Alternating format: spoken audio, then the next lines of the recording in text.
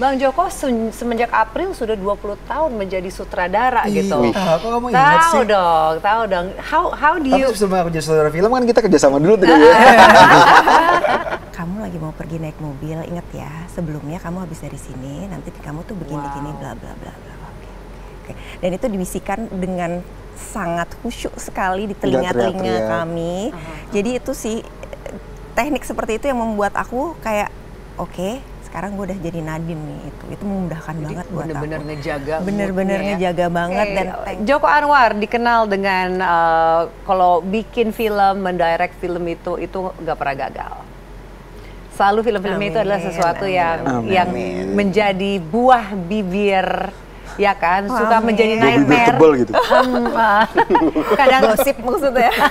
Kadang-kadang malah bisa menjadi nightmare orang gitu. Seberapa itu menjadi pressure untuk always to be able to serve sesuai dengan ekspektasi orang-orang?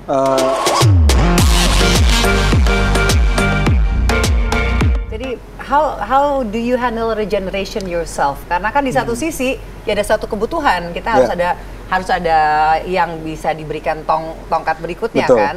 Tapi di sisi lain kan Bang Joko semenjak April sudah 20 tahun menjadi sutradara gitu. Kok kamu ingat sih?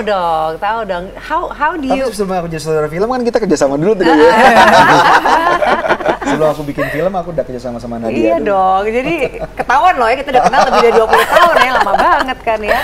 So gimana pergejolakan dalam diri kamu sendiri? Kita memang mencari banget sebagai orang yang bekerja di industri film Indonesia, kita percaya kita juga harus jadi aktivis. Aktivis bukan berarti aktivis gimana gitu, tapi berusaha untuk menjadikan ekosistem perfilman Indonesia lebih sehat dan sustainable, dan kita hanya akan bisa jadi sustainable kalau misalnya ada suara-suara baru gitu, new voices. Kita bikin film, orang yang udah bikin film lama di industri kan pasti ya suaranya sama, dan kita butuh suara baru supaya penonton ada sajian baru, ada yang berbeda, bukan hanya dari tema, genre, tapi cara penyampaian. Dan ini anak-anak muda memang mewakili generasi mereka gitu, ada yang satu milenial, satu Gen Z, dan mereka yang tahu masalah mereka sekarang seperti apa, yang mereka suarakan lewat legenda kelamaan Gundang. Duh, menarik banget ya. Dan aku sih kebayang ya memiliki dua sutradara ya, dengan pastinya kan latar belakangnya juga berbeda, itu pasti juga sangat menarik tuh on set. Was there any challenges memiliki dua sutradara misalnya, dan Bang Joko juga di sini sebagai writer, tapi you have to give the stage kepada sutradaranya untuk mendirect gitu. Apa tantangannya? Dan juga kalian sebagai aktornya? Kalau dari aku sendiri sih aku nggak ngerasa kayak ada dua sutradara ya, karena mereka saling ngisi satu sama lain gitu. Dan yang mungkin penting juga dikasih tahu, tadinya aku pikir ini kan produksinya Kamensi Pictures yang mana dibangun sama Joko Anwar secara berhati-hati pasti dia terhadap pemilihan kontennya, terhadap siapa yang mau diajak kerja sama. Nah, aku pikir dia akan mengintervensi apapun itu gitu. Sama sekali enggak. Sama sekali enggak. Full creative control ke mereka berdua. It's all theirs. Dan dia setiap hari ada di lokasi. Bang Joko datang, tapi sama sekali nggak pernah mengkritik atau apa. Nggak pernah. Cuma berdoa ya di Subhanahu wa Ta'ala. Lancar-lancar, jangan hujan, jangan hujan. Was that easy, Bang? Very easy. The proses dari mulai persiapan sampai syuting sampai selesai very easy. Mereka ini dua sutradara ini dan para pemain dan kru-kru lain, kita terbiasa punya kultur di mana nggak ada ego, jadi semuanya kolaboratif gitu, tidak ada yang nggak ada orang mencoba untuk nonjol sendiri, everybody is being collaborative to each other, jadi kita memang betul-betul kerjanya lancar banget. Nggak ada ego tuh benar banget sih, itu sangat terlihat di antara Kevin dan Rafki saat lagi mendirect pas lagi syutingnya. Kan ekspektasi, maksudnya aku tidak berekspektasi ini akan bagaimana ya disutradari oleh dua orang laki-laki, ya bisa dibilang baru untuk directing dan bersamaan pula ya. Tapi ternyata benar itu tadi kayak nggak terlihat sama sekali karena mereka memang udah menyatukan di awal. Jadi pas eksekusi syuting tuh kayak semua ya udah mengikuti apa yang sudah dipersiapkan sebelumnya. Jadi memang sangat-sangat dikerjakan PR-nya dengan baik. Itu sangat menarik loh, apalagi ya itu karena lintas generasi juga kan semua yang terlibat kan banyak yang bilang Gen Z itu paling flaky kalau buat diajak kerja bareng gitu misalnya, dan pasti kan sekarang ngomongin regenerasi semakin banyak kan Gen Z yang terlibat. Bang Joko, in 20 years plus of your experience gitu, bagaimana melihat perubahan dinamikanya sekarang, ekosistemnya, orang-orangnya? Kalau aku memang melihat, kalau kita lihat per generasi pasti influence-nya berbeda ya. Media mereka consume, terus influence lain seperti dari budaya apa aja yang mereka consume akan membentuk karakter dari sebuah generasi. Tapi aku tetap percaya dan selama ini selalu terbukti bekerja sama dengan dari generasi apapun, dari mulai bikin film dari mulai yang masih boomer sampai yang Gen Z, itu semuanya mereka sangat dedicated banget dan nggak bisa disalahkan secara general satu generasi punya negatif traits, tapi nggak semua sih.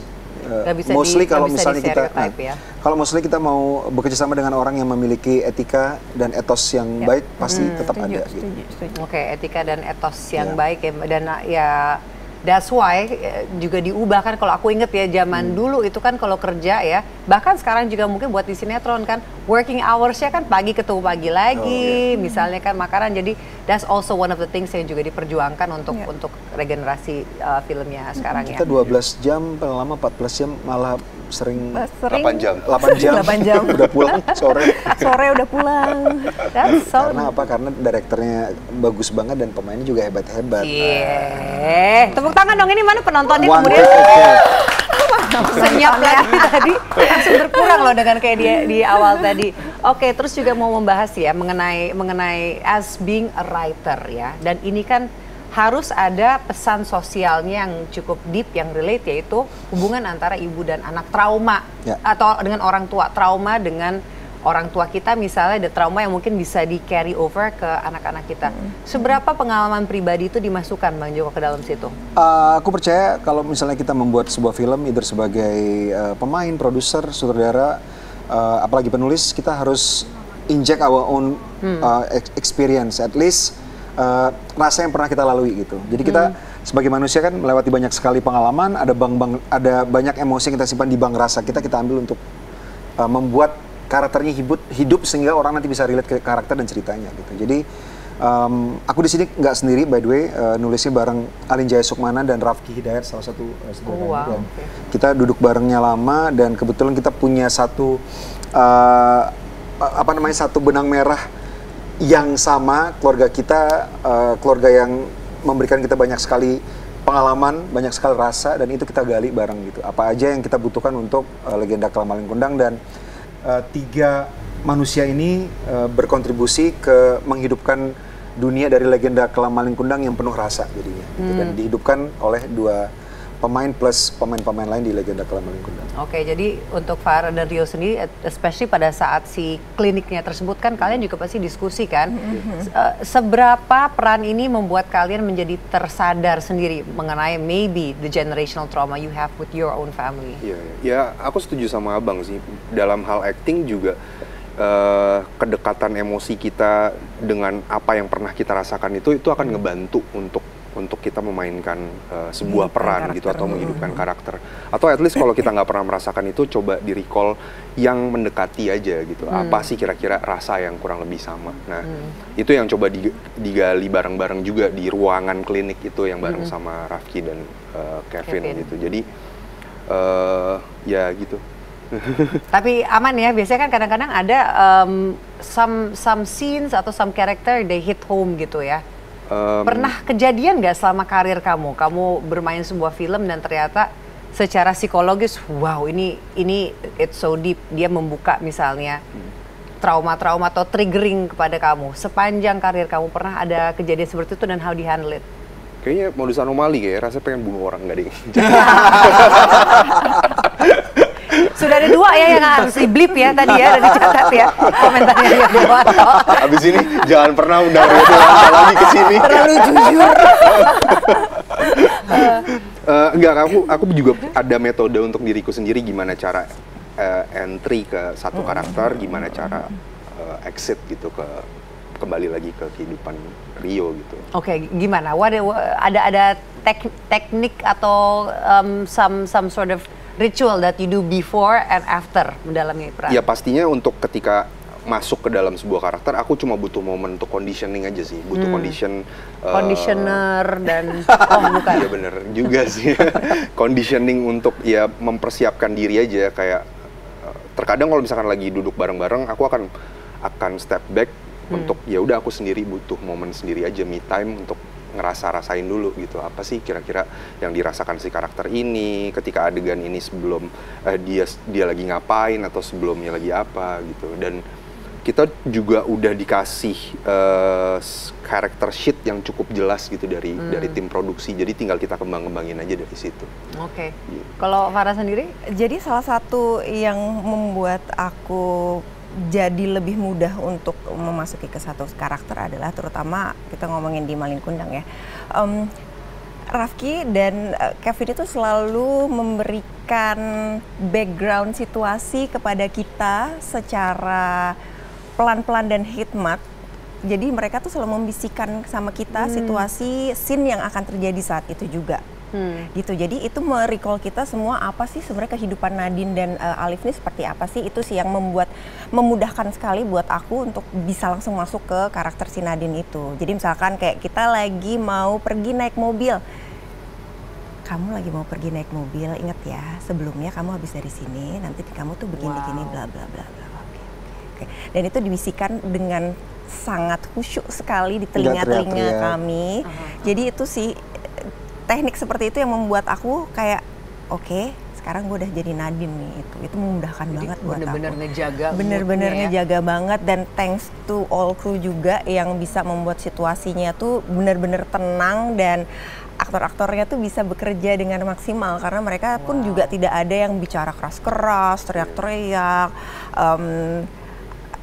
asap rokok di mana-mana gitu. Itu sebagai orang yang tidak merokok, aku tuh kayak kalau dengar menghirup asap rokok tuh kayak nggak nyaman ya gitu, dan itu tidak terjadi karena mereka benar-benar ngejaga situasinya agar bisa kondusif banget untuk semuanya, nggak hanya untuk aktornya aja gitu. Oke, dan kalau pengalaman kamu sendiri as an actor ya, dari awal sampai sekarang dengan semua peran yang sudah kamu jalankan, peran apa yang seperti tadi perannya sama buat Rio yang kena banget, hits home banget, dan why? Gini, aku selalu bisa aku harus selalu memutuskan karakter itu dan menjadi diri aku sendiri once aku step out from the set. Gitu, karena kalau misalkan itu aku bawa sampai keluar set, apalagi bahayanya sampai ke rumah, itu aku takutnya malah kenapa-napa sama diri aku sendiri. Kayak misalkan di film ini kan benar-benar film yang psychological banget ya gitu kan, itu dalam banget ya. Jadi kalau misalkan kita tidak pintar-pintar untuk bisa memutuskan rasanya Nadine dengan rasanya Farah dan menyambungkan ke rasanya Farah lagi, itu aku takut akunya malah yang kenapa-napa. Dan akhirnya rumah yang jadi betul, jadi apalagi terganggu. aku ketemu dengan anak-anak, ketemu dengan suami, itu bisa membahayakan sih. Jadi once aku keluar dari set, aku udah langsung entah itu aku langsung ngobrol sama siapa, ketawa-ketawa gitu. Itu yang sering terjadi sih. Karena teman-teman kru yang lain juga, teman-teman wardrobe terutama atau make up gitu kan selalu mengelilingi, maksudnya di dekat kita kan ya, di dekat set kan. Itu kayak, Kak, lo kan habis nangis-nangis, kenapa lo sekarang bisa ketawa-ketawa kayak gitu, kayak ya terus kan udah selesai, kalau gue terus nangis-nangis gue gila nanti gitu. Jadi kayak gitu Ternyata aja. psycho. Baru ngomong tapi nggak enak. Nah, makanya Bang Joko emang mencarinya yang bisa menjiwai banget ya, tapi nggak menjiwai sampai menjadi keterusan ya. Jangan dong. Oke, Joko Anwar dikenal dengan kalau bikin film, mendirect film itu nggak pernah gagal. Selalu film-film itu adalah sesuatu yang menjadi buah bibir, ya kan, suka menjadi nightmare. Tebal gitu. Kadang Gosip maksudnya. Kadang-kadang malah bisa menjadi nightmare orang gitu. Seberapa itu menjadi pressure untuk always to be able to serve sesuai dengan ekspektasi orang-orang? Mungkin pressure kata yang berbeda dari yang aku dan teman-teman di Kamensi Pictures coba untuk pegang ya. Kita merasa harus menjaga kepercayaan dari penonton.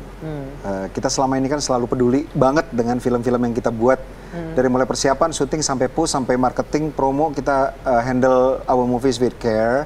Dan kita persembahkan buat publik sebuah film dengan cerita yang relevan. Jadi bukan cuma kita mau bikin film karena kita mau cari uang aja, tapi memang betul-betul ini sebuah usaha kita untuk mengangkat awareness terhadap satu isu di penonton. Jadi itu kita pegang dan kita jadikan sebagai tantangan. Ini nggak boleh, bukan cuma nggak boleh gagal, dari satu film ke film berikutnya. Kalau kami di Kamensi Pictures nggak pernah bikin film yang sama. Misalnya kita pernah bikin Pengabdi Setan 1, Pengabdi Setan 2, kemudian Sisa Kubur, Pengepungan di Bukit Duri, dan sekarang Legenda Kelam Malin Kundang. Every movie berbeda dari satu film ke film berikutnya. Jadi itu nggak kita jadikan pressure, tapi kita jadikan sesuatu yang harus kita That's the bar ya. Yes, Itu harus menjadi kita pegang barnya, teguh ya. gitu. Karena itu kepercayaan is very hard to have, to get gitu. Oke. Bang Joko kan juga, tar dulu masih ada pertanyaan. Seru ini, seru nih. Nah, Bang Joko kan juga dikenal sebagai ini ya, untuk di social media kan juga kan. Kadang-kadang dengan postingan-postingan yang juga out of the box ya. Nyeleneh. Apakah untuk film ini, do you set any kind of challenges yang kalau dilampaui atau tidak dilampaui, kamu akan melakukan sesuatu yang seperti kamu pernah lakukan dulu? Enggak sih, aku pernah ngapain apa? Nggak pernah ngapain apa. Ya, di sebuah minimarket. Iya lagi itu. Kalau itu kan aku untuk memberikan pelajaran kepada para politikus, kalau misalnya punya janji harus ditepati gitu. Aku sendiri nggak suka melakukan hal itu, tapi I had to do it karena udah berjanji. Tapi biasanya kalau kita bikin film tuh selalu mencoba untuk membuat film kita gimmick free gitu. Jadi nggak ada gimmicknya. Dan kita mencoba untuk menyampaikan film kita ini karena memang betul-betul filmnya layak tonton, layak untuk diikuti, bukan cuma ketika ditonton, tapi ketika pulang setelah mereka terhibur dengan filmnya, setelah pulang pasti ada yang menempel untuk mereka diskusikan dengan itu salah satu sahabat gitu. Salah satu identitasnya film-film yang Bang Joko juga ciptakan dan direct tuh, itu pasti akan nyisa gitu, entah itu nyisanya sebagai pikiran atau sebagai nightmare ya. Kadang-kadang ya, ini semoga tidak menjadi nightmare ya. Ini bukan film horor by the way, ini film Thriller drama, ya, thriller, psychological thriller. Jadi bagi yang takut ya dengan film-film sebelumnya itu, biasanya kayak gitu tuh, kalau lagi premier mau nonton, enggak takut sama hantu gitu. Enggak ya, bukan film ya. horor sama sekali, bukan film horor ya. Oke, bukan film. Kalau begitu sekarang kita ada sebuah games ya. Ada games ini, ada kartu, namanya adalah kartu tanda seru. Jadi there are a lot of statement di sini ya kan. Nanti silakan boleh diambil, masing-masing dikocok ambil satu dan boleh diberikan kepada salah satu di sini. Ya.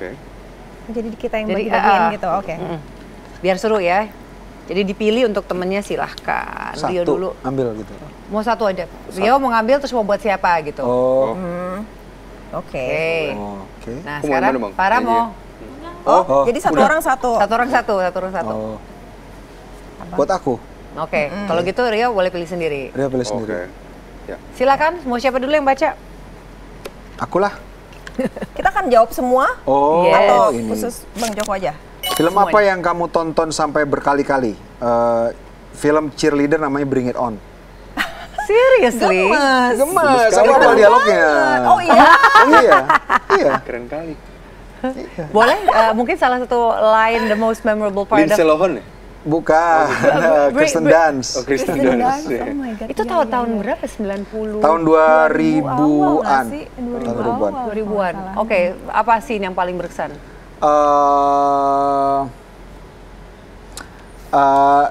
Cheer-nya. I'm beaching. Red hair. The boys all love to stare. Who am I? Just guess. Boys love to stare at my chest. Tapi itu hits banget tuh karena di tahun itu aku kayaknya lagi SMP yang lagi ikutan cheerleaders gitu. Jadi kayak wah, look up to I'm her sexy, banget. I'm cute, I'm popular, too cute. Oke, terbukti ya emang sampai hafal ya cheers ya. Oke, next Farah. What is the? Oh jadi kita jawab buat diri Buat sendiri diri ya. sendiri. Oke. Hal paling cringe yang pernah dilakukan dalam hidupmu. Hal paling cringe. Hal paling cringe.